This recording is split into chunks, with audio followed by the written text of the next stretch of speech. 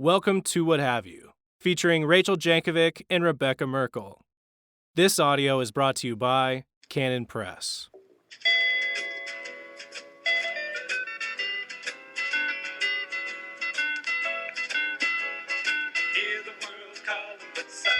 Welcome back to What Have You. I'm Rachel Jankovic. I'm Rebecca Merkel. And I think the thing we knew we needed to say today was this needs to be an episode of at least kicking off with our retractions. Oh, I forgot. It's the big climb down from the trees episode. I'll go first. But first we should say it is a kind of a reunion tour in that we are back in our old place behind the Goodwill. Yeah, we are. It's beginning to get dark.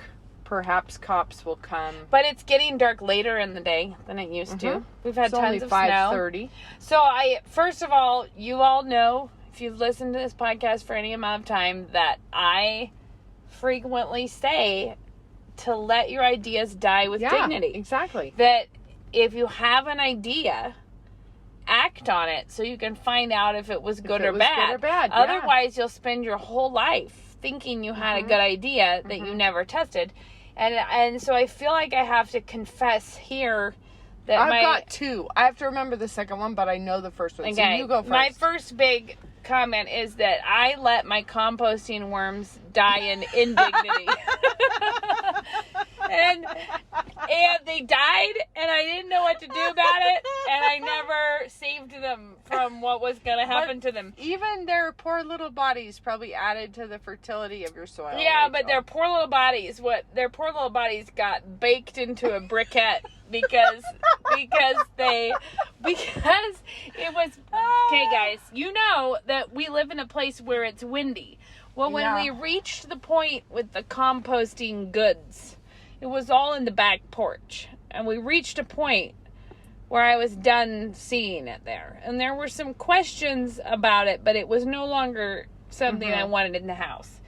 And I feel like some of the questions involved, it wasn't fruit flies in it. It was like, I'm trying to remember the details. It was something that made me Google other life in it was some kind of mites, little spider mites on a red pepper that kicked that off. The red pepper appeared to be what another little pest wanted to get at that got in there. Sure. So then I felt like, okay, it has to be outside now.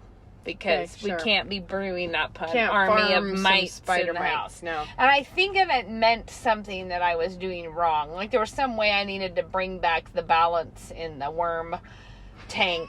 And I think I tried. I think I was working on it, but I had to put it outside. Well, because it's so windy where we are, I struggled to find a good place to put it. And I ended up putting it like wedged between our house and the stairs, like a place where it could not blow away, where I was like, this will be safe. But what it did was like radiated into a incredible heat because when the summer was happening, that was all. I probably needed to move them to a gentler climb than that spot.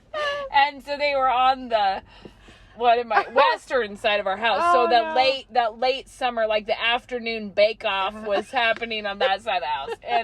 And in that time, I don't know what I was supposed to do. I don't know how you save. Water it? Well, doesn't that seem weird to go water your worms? No, not if they're in a little but it kind of shallow pan. It was clear that I didn't understand what was happening because I couldn't tell, like, what are you supposed to do? Put more garbage in there, or then it will not be. I mean, it just. But the real end came at the time when I forgot entirely about it for a little stretch of time and just cooked them dry into a solid briquette of cast off kitchen goods. Oh dear. Dirt, some paper towels, and dead worms. The thought of where the worm does not die, and you're like, well, that's not our house. Did die. The worms die here, and I did give the container away to someone who will be more responsible with the worm life, which is Aunt Meredith. She will. She'll do better. She'll do better than me. But I felt like I got the knowledge out of that I needed, and so I don't resent it. One of my retractions. I have two. Okay. One of mine is also to do with refuse. Oh, that's right. I said that I had ordered, or I was about to order, the janitorial grade garbage bags. You found out. Well, and I gave an initial report, I think, that it seemed good. Well, basically every day, as Judah's taking the garbage out, he curses the bags that split, that tear, that run.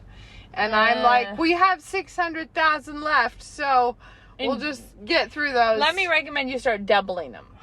Well, we have to all the time. No, I mean, double them initially. Anticipate. That'll get us through them more quickly. But whatever it is, guys, the thing I ordered, but see, I never said what exactly it was. It's just good to let everyone know, though, that we know we make. Yeah. Hefty bags, I think, are better than what I ordered from the janitorial supply. Okay, it's good to know. The second, possibly more spiritually relevant retraction is that the non-worm / non-garbage bag retraction. Everyone and their friend messaged me or Rachel with an all caps, "Tell Becca right now," that the hot tip that wives have no sexual responsibilities to husbands is apparently a thing. Well, that really made me laugh. The messages that I got that were like, "You are correct. Becca is right." And I felt like a lot of people feel it very. But a lot of people were like, "No, I'm a member of a 600-person Facebook group who universally devote themselves to this message." And they're like Christian wives club. And basically, what they say is a husband who wants to have sex with his wife is probably being abusive. It probably is, for sure. Call the cops. I thought basically, it's like celibacy in marriage appears to be a Christian problem. Yeah, and somebody sent me a great, this is a little apropos of nothing, but I didn't read the whole post. I just saw it was like somebody sent me someone else's Instagram post, and the main image said, "I'm not saying that purity culture universally makes men pedophiles."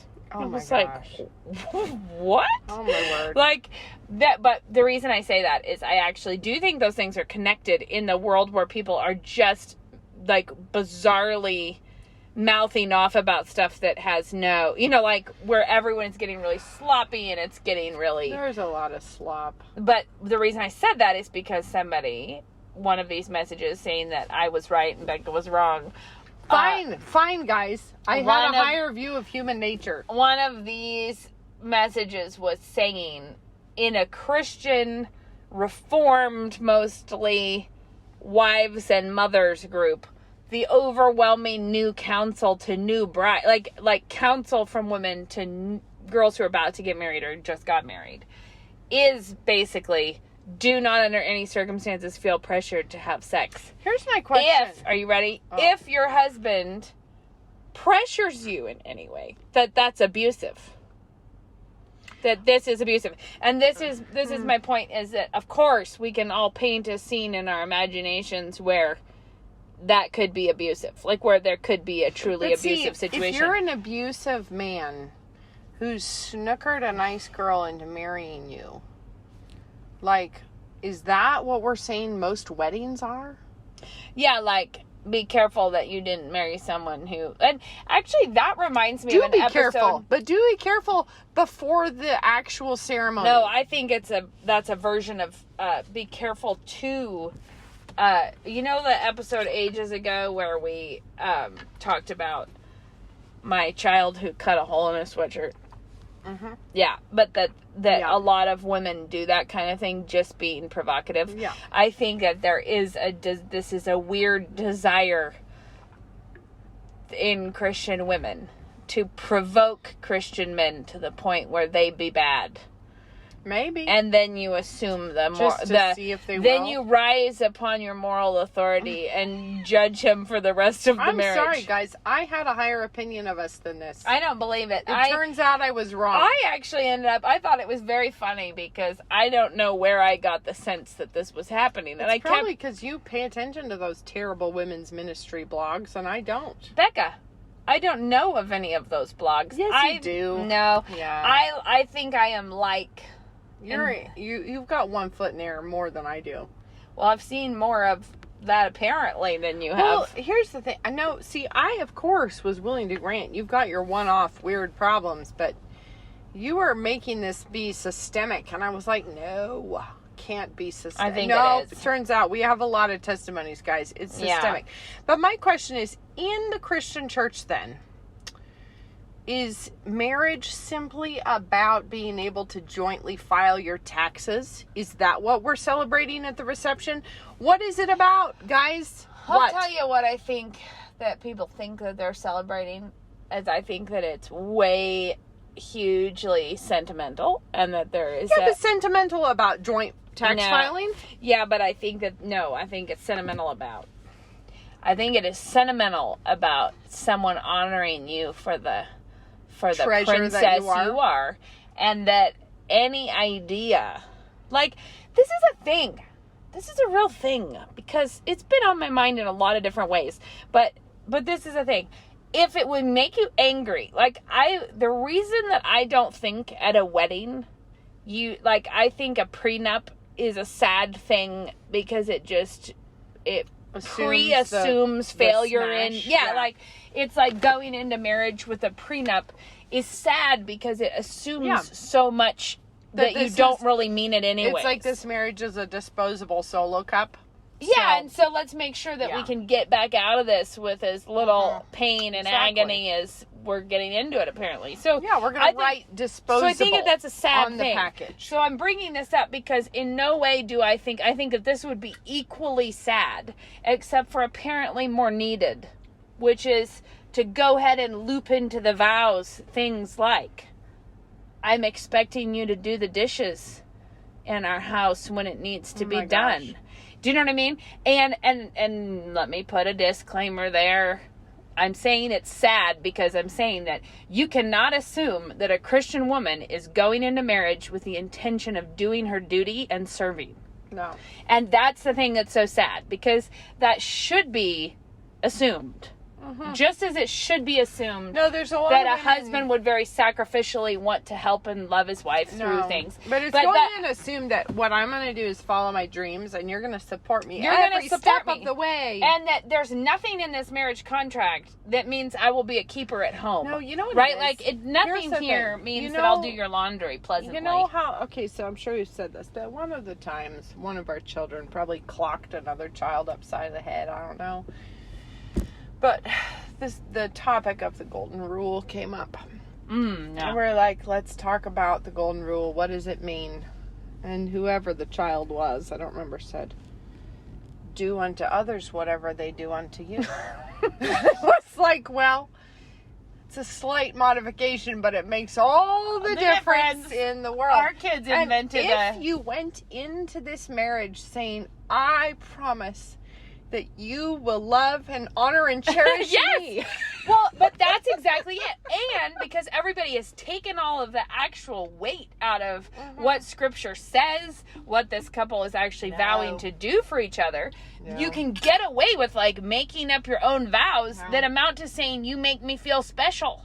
I vow and promise. I vow that you will make me feel special. I swear for eternity that as long as you do whatever I want, I will stay with you. You know? No, it's so bad. It's not good. But my point is, a prenup is one kind of failure. This, I am saying this would be another kind of failure. But what it's failing is that there are grown Christian women getting married whose mothers and communities did not impress them with the importance of obedience and doing your duty. And I'm just but to be they clear, don't even know what their role to God, is. Obedience to God, submission to God's word, which would make you realize that in the Christian economy of what a home is, that a woman bears a lot of obligation and responsibility.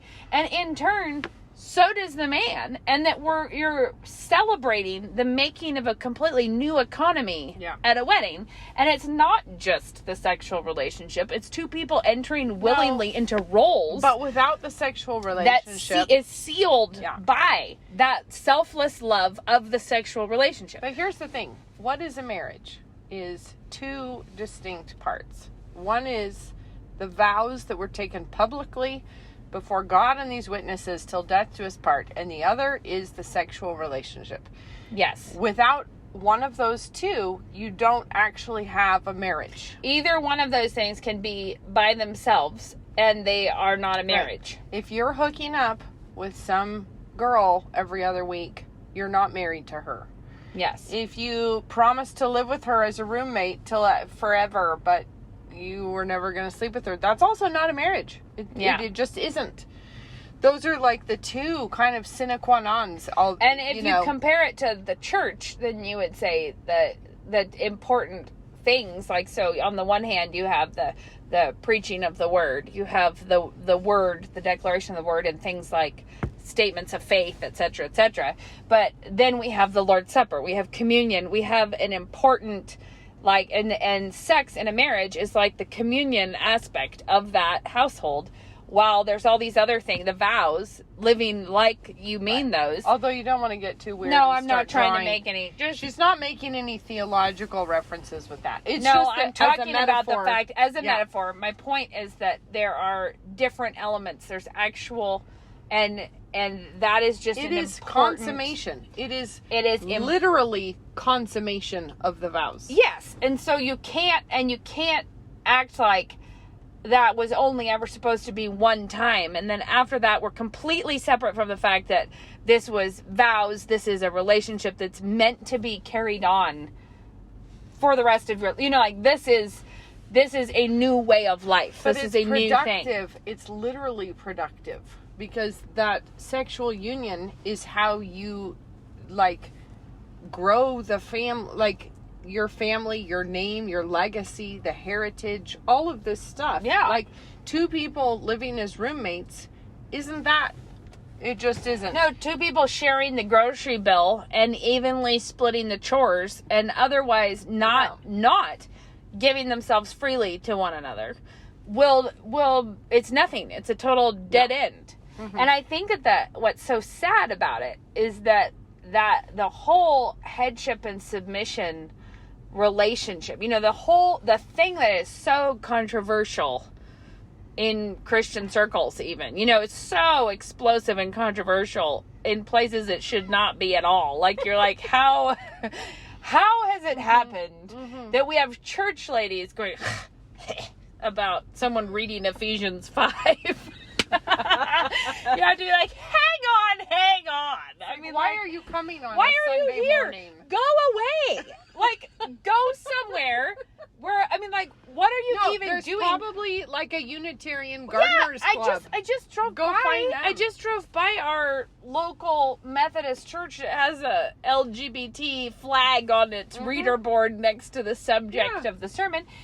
Get thee somewhere that ignores the Bible that much. Like, but stop saying you're a Christian if that's what you feel free to do. And I think that it's really important because the Christian life is so much about death to self and death and resurrection all the time. But it's that never thing that's just so death. sad. It's always resurrection. Right, That's but thing. people are so squeamish about that that death. And and in our squeamishness about asking anyone to do anything difficult or hard or something that didn't appeal to them the first time they heard about it, it wasn't their dream to do what their husband asked them to do as regards something. So they're like, and I've known of amazing times where a husband asked for something mediocre. Something like, maybe we could have stir fry sometime, and that made a conflagration. An offended woman huff off to complain about all kinds of oppression and who does he think he is? And anyways, the reason I'm trying to say is those little deaths that may be about something like stir fry, right? It can be the pettiest thing in the world, which is, I think, how women talk themselves into thinking it doesn't matter whether or not they, like, it can be a pretty little issue. So they're like, well, I'll be dumb. I don't want to do it. All this I'm trying to say is that our obstinacy about getting into situations that call for that means that we don't see how beautiful that particular resurrection is. So here's the thing. In my Brit Lit class, we've been just doing the romantic poets. So Percy Shelley, who is a stunning poet and a hideously evil man, he has the line, his last line of Ode to the West Wind is, if winter comes, can spring be far behind? And the reason he's saying that is because he would like to burn down all of civilization. Right. He wants death universally and winter universally and scorched earth, because only from the ashes could the phoenix rise. So we must have the ashes. Embrace the ashes. That's the only way to the phoenix. If winter comes, can spring be far behind? So bring on the winter, which is exactly what it is. It's Ode to the West Wind, which is the autumn wind. And he's embracing that because it's the only way to spring, right? So that's one kind of Christless and godless resurrection idea. Like death and resurrection. Embrace the death. That's the only way to get to resurrection.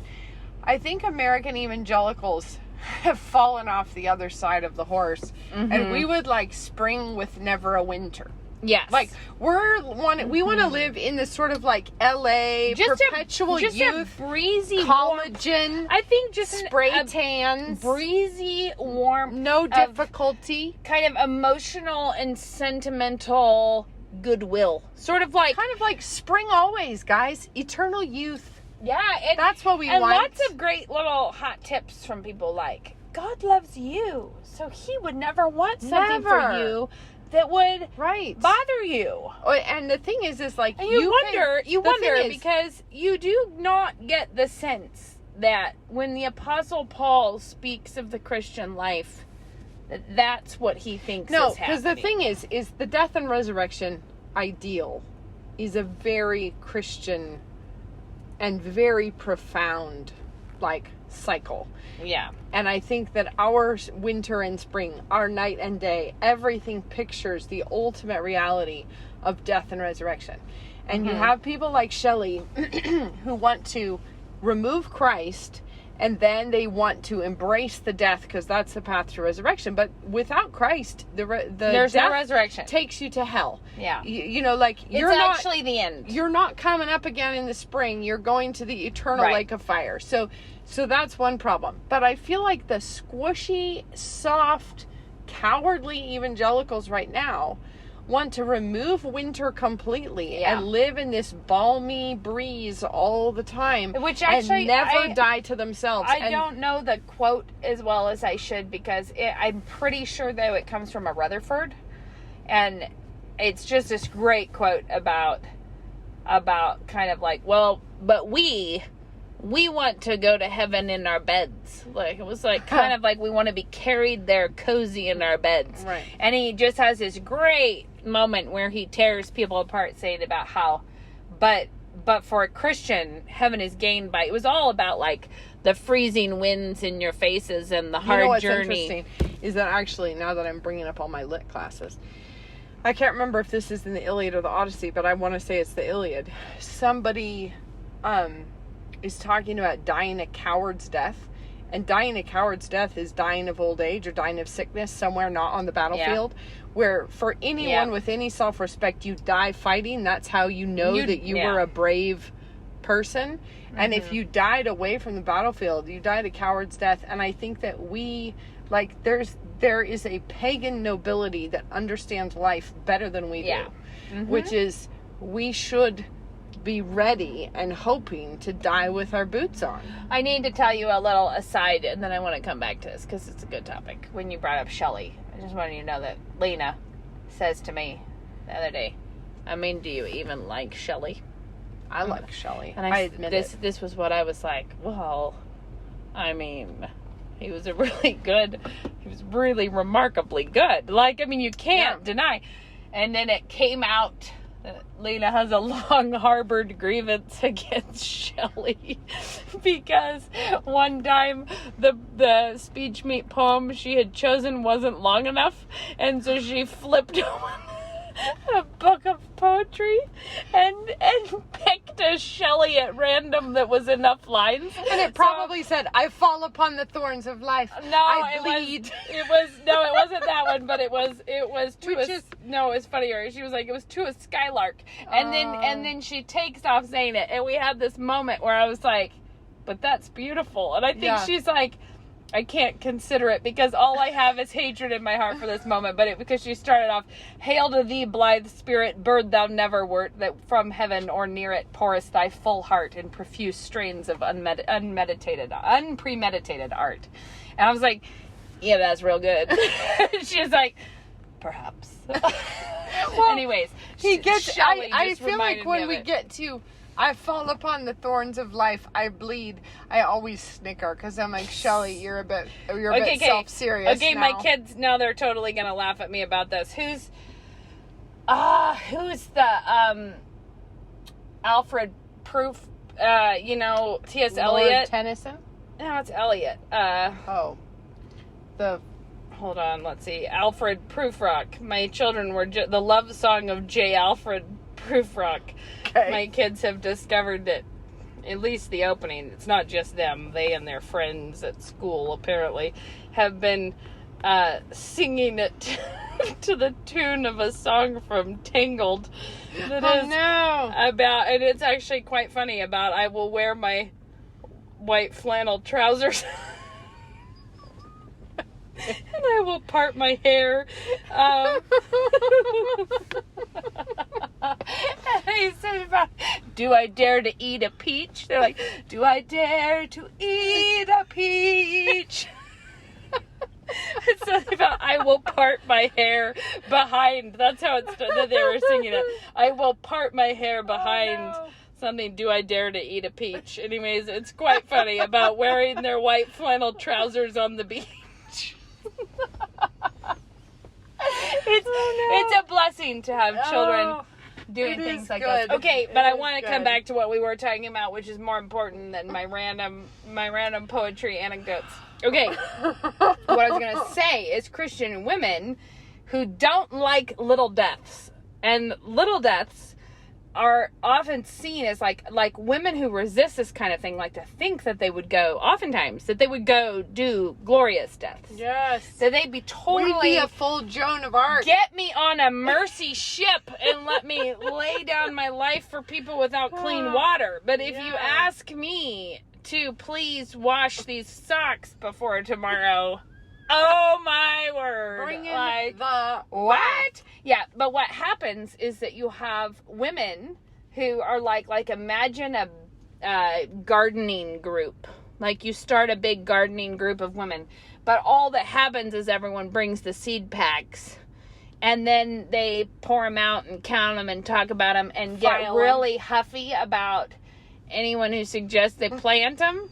Like, if you're going to plant that, you don't love me. Like, that is the most harsh thing. Like, you must not like my seed. I've been saving my seed. You don't like my sweet pea seed? Like, have you no heart?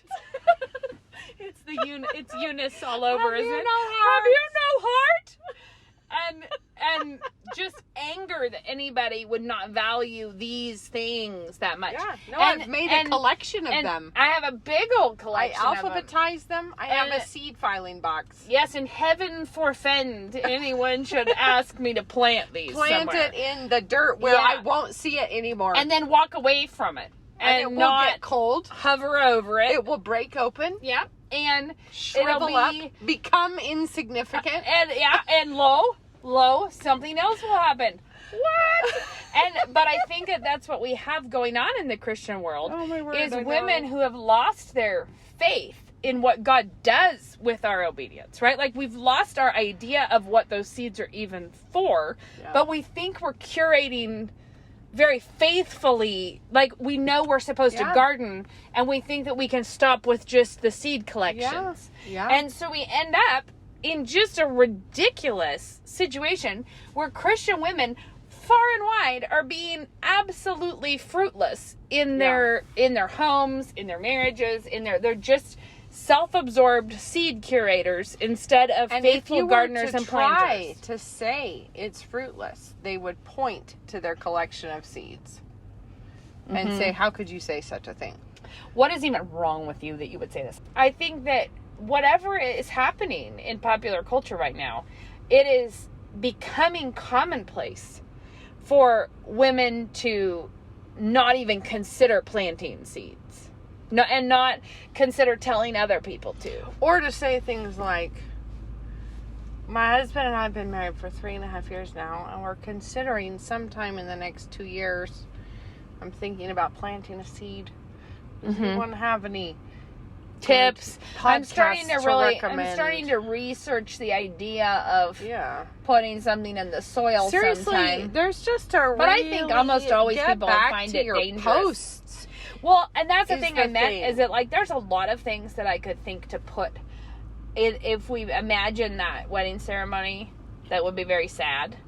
But there's a lot of things that I could think to put. You know, we've talked before in here and laughed about the Puritans and their wrongful attributions of being uptight people.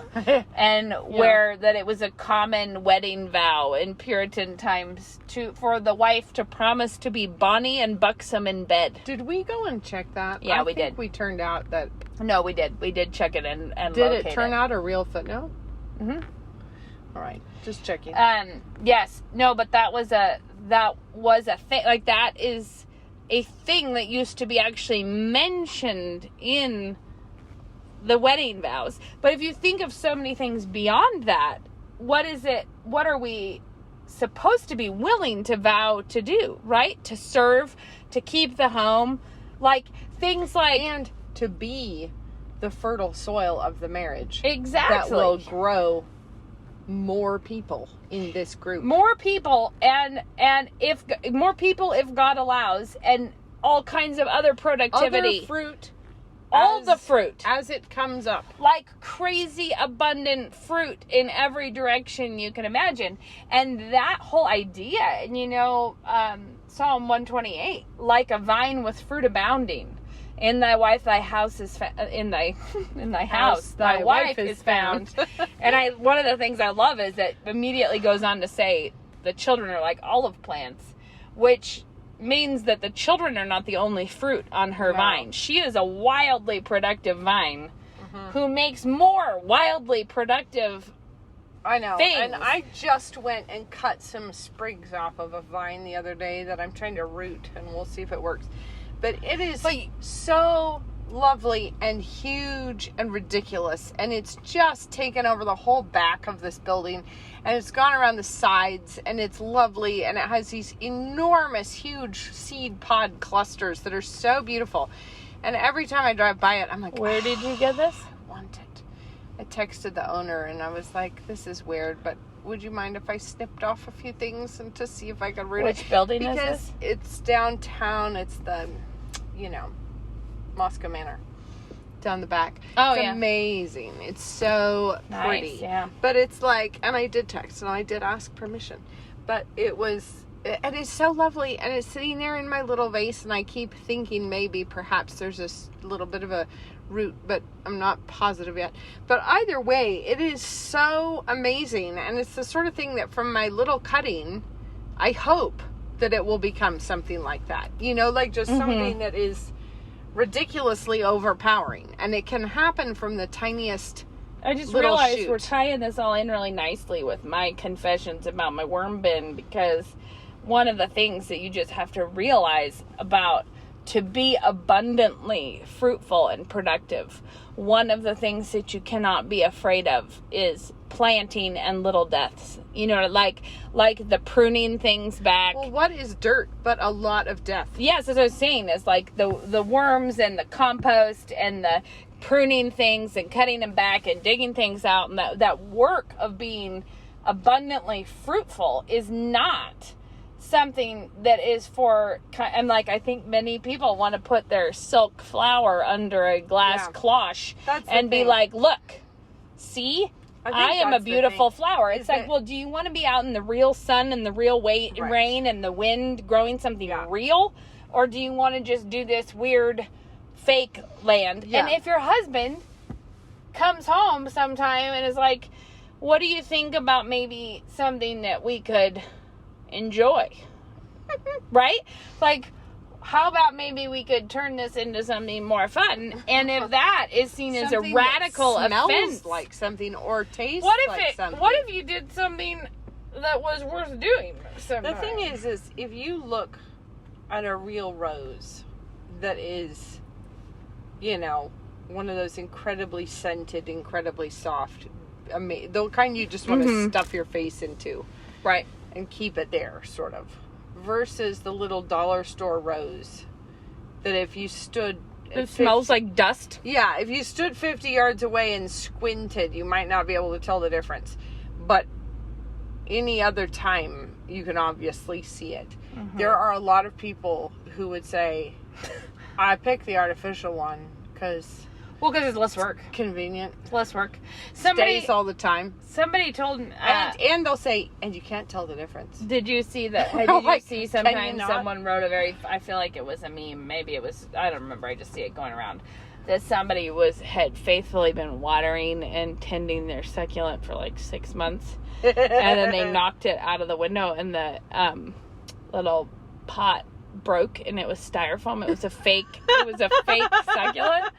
They thought that, and That's really sad. and she was really feeling like she'd risen above to become a green thumb with this succulent that never changed and never grew, but it strikes me that little moment, that has happened to many Christian men who thought they married a Christian woman who would partner with them in a life that would actually be alive, like in something that would go forward to bear some kind of fruit, and that whenever things come to a head in their marriage, they find out she's actually is just styrofoam. There's no actual. I'm just pulling from every lit class now, but we're also finishing Pride and Prejudice, and there is this is just a side note, but I don't think that any film or stage adaptation can do justice to it because of all the little things in the narration that Jane Austen is wanting you to see that you can't actually capture in the visual.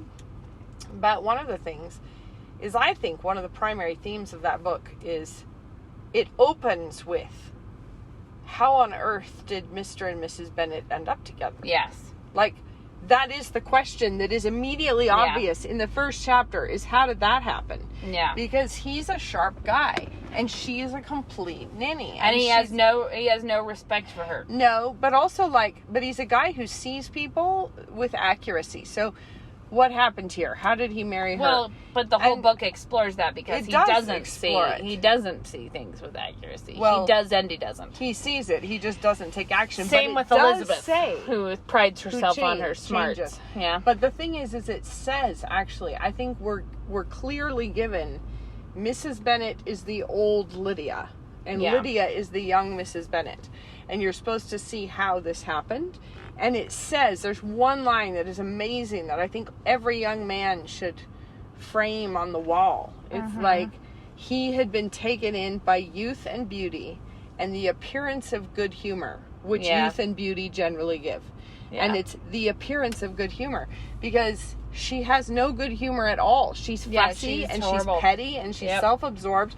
And he didn't see it because he was taken in by the youth and the beauty of it. Yeah. And that is the thing that I think that many men think they're getting good humor. And what they're getting is vivacious blonde, which is not the same thing. But what they're also getting is like untried. Like a person who's never been put in a situation. Like they just don't actually know their character at all. And I do want to say, I feel like every once in a while we need to say something like this.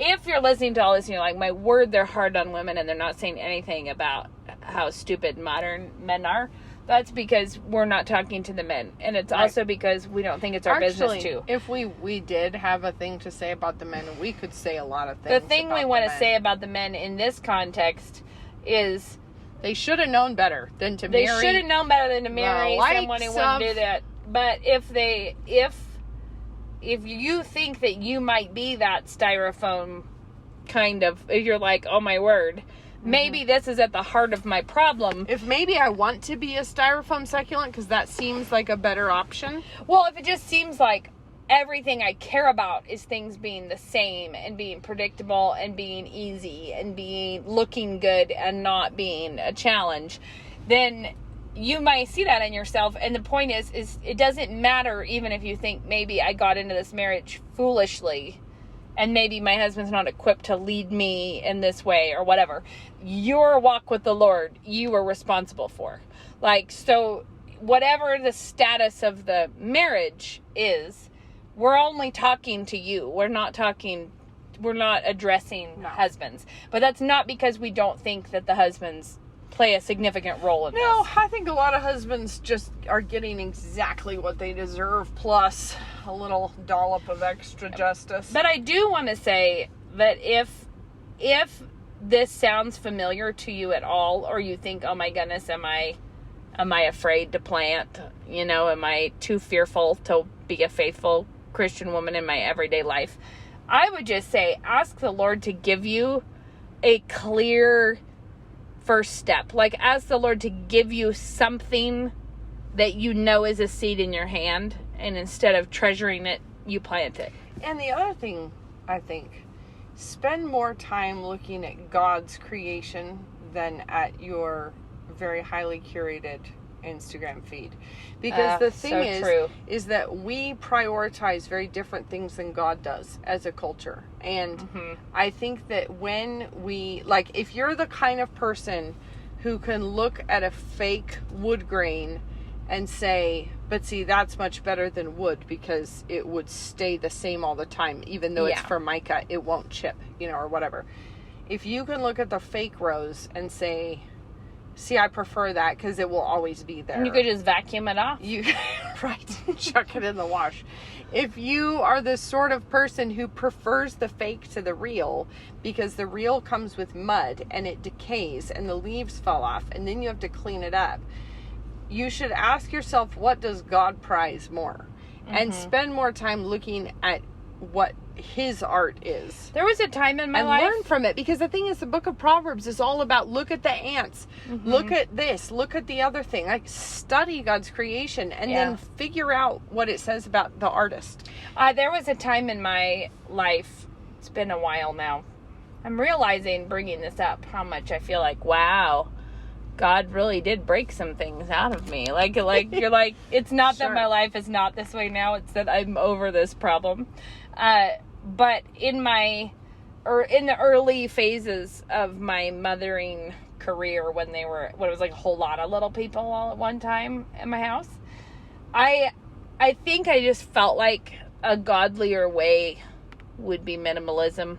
Like a godlier way. Sometimes it is. A godlier way seemed to me to be a Zen garden.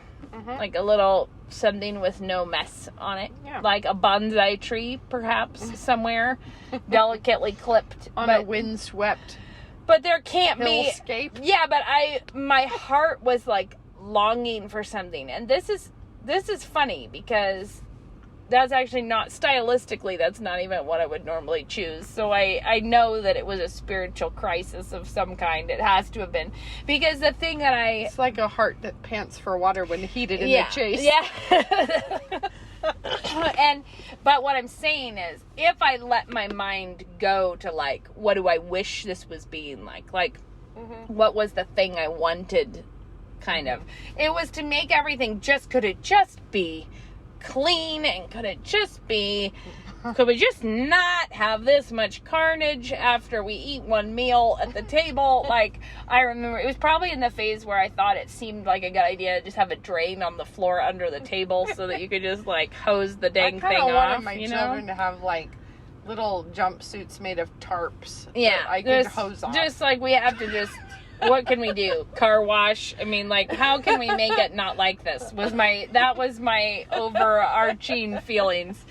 But at that time, we were in this house, and when you were saying, look at the natural world. Yeah. And I think it was entirely God's good sense of humor that this house that we were in was imitating our indoor life outdoors. Like, there was an apple tree out there that had not been pruned in way too long. Yeah. So it produced a great many apples way up high where nobody could reach them. Yeah. And then They they would fall all down fell and and rotted bruise. in one moment. So all at one time you have 350 pounds of rotten apples and yellow jackets in the corner of the... And this is in one corner. Moving to the right, you run into the world's largest Bing cherry tree, which also produced endless cherries, deeply out of touch with where anybody could pick them, and then threw cherries. Now that's really something you can't pick up.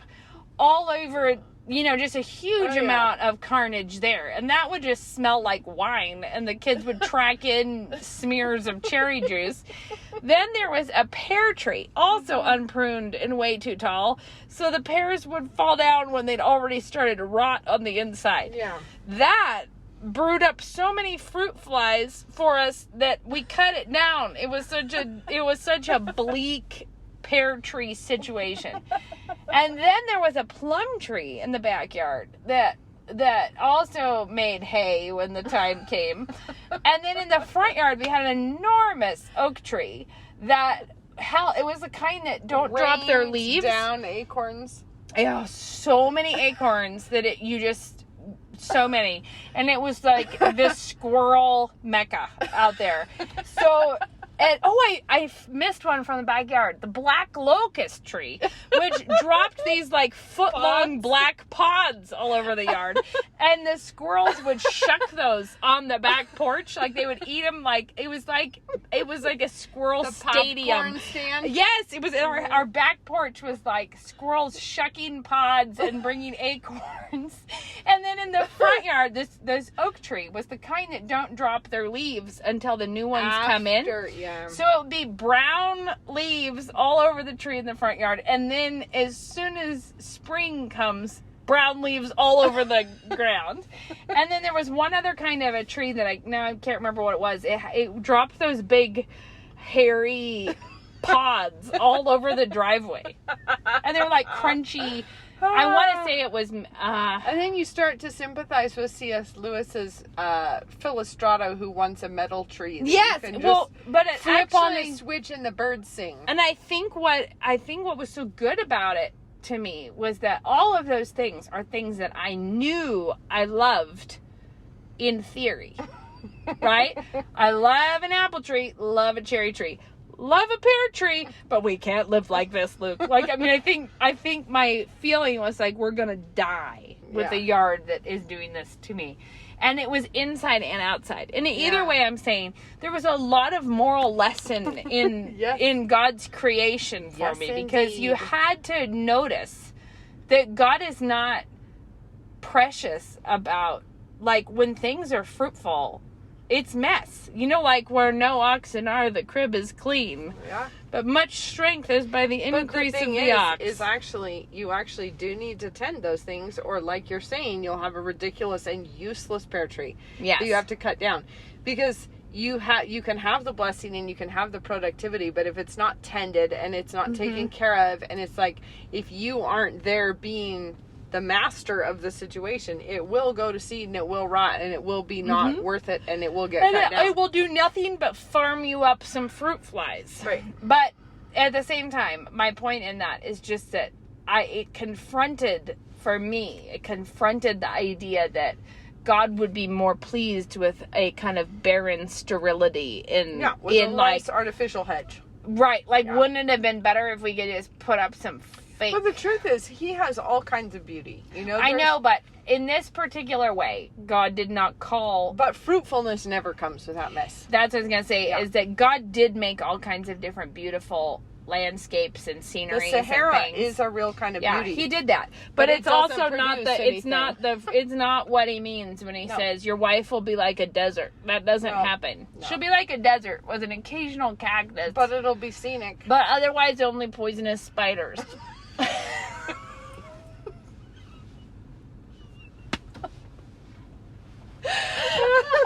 Are the world's most deadly snakes. She'll be like that. Or instead, when he says she'll be like a vine with fruit abounding, that is not the picture of some kind of wind-blown wilderness somewhere. It's a picture of a tended garden that's there to produce. And I think that's the key, is the tended. It has to be both tended and a garden. Like, it has to not be a pretend garden, but it has to also be one that somebody cares about and is paying attention to and is pruning it and is harvesting it and is got their eye on it. Totally. Because otherwise it just goes to rack and ruin, and that's not good either. Yeah. We should move on to our tips. I have a tip. Do you? I'm so proud of myself. Mine's hefty bags. Oh, yeah. Okay. Mine is, give your worm composter to a neighbor that will do a better job with it. Okay. But no. Back up. Maybe if you know this already and you do this already, I'm going to struggle with some resentment. Okay, all right. This is a product that I have been aware existed probably almost my whole life, but have never gone to the trouble of grabbing hold of it with both hands and purchasing it and bringing it home. And when I did this week, Becca, I felt like everything turned around. The world needs to know. There are upholstery tacks that are like a screw on the end.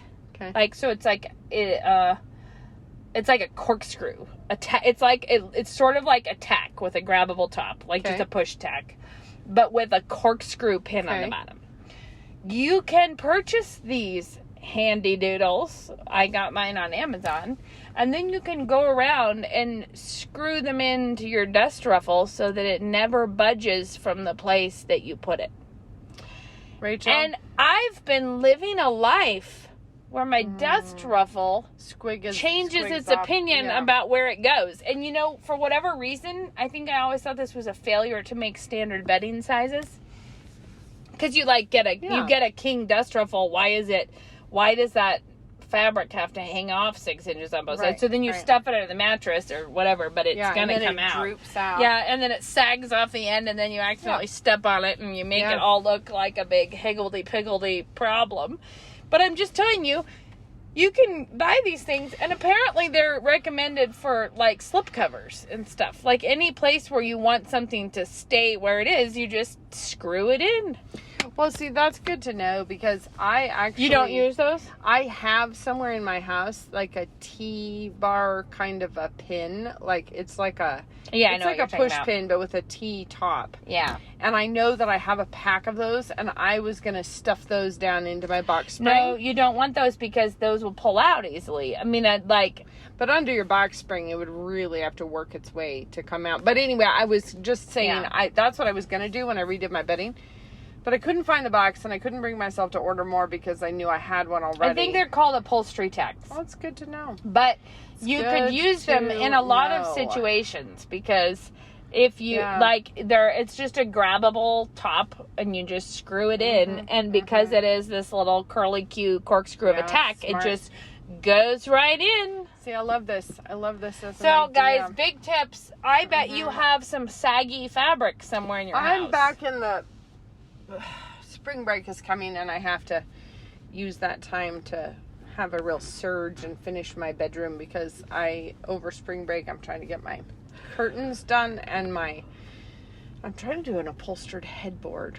That's my next my next project for in there. Curtains, headboard. And while I have everything off, maybe I'll throw some of those pins in my dust ruffle. Get it? I didn't even have to take my mattress. I didn't even have to take my mattress off to do it. The thing is custom, sort of I made my dust ruffle to fit my box spring. So I'm hopeful that it's stayed put so far. But I know what you're saying about the others, because so I also bought a new dust ruffle, which I really like, because I wanted one that was not so floofy. I wanted one that was heavier. It's like quilted. Yeah. It's it's a heavier one. But the problem is it's not exactly the height that you want it, and then and so this is what drove me. That's why I did mine, because I have my box spring on those bed risers so that I can fit stuff under the bed. Yeah. Because it's a small room, and no dust ruffle is the right length for that. Yeah. Which is annoying. Well, that's my big tip, guys. Change your life with upholstery tags. I used to have that Matt Lizzie bedspread on there, and Dottie would come in and rub herself on it, on those little nubs, until she just rubbed all the fringe right off. That's why I had to, like, stop and, you know, like, we have to cope with this. Because she just comes in and runs back and forth on the end of my bed. But the problem is she's gotten in the habit. So now, even now, it isn't actually a nubby bedspread at all. She still comes in and runs back and forth. And so she's kind of, I have a box pleat in the duster vault, and she's curling one edge of it back. You need to make, Dottie, you need to get her some kind of a little textured wall hanging for Maybe I can just stab a piece of carpet onto my wall with those upholstery tacks. We got the answers. All right, guys. Until next time, have fun. go plant some seeds. Do it. Of all kinds. All right. Bye-bye. Bye.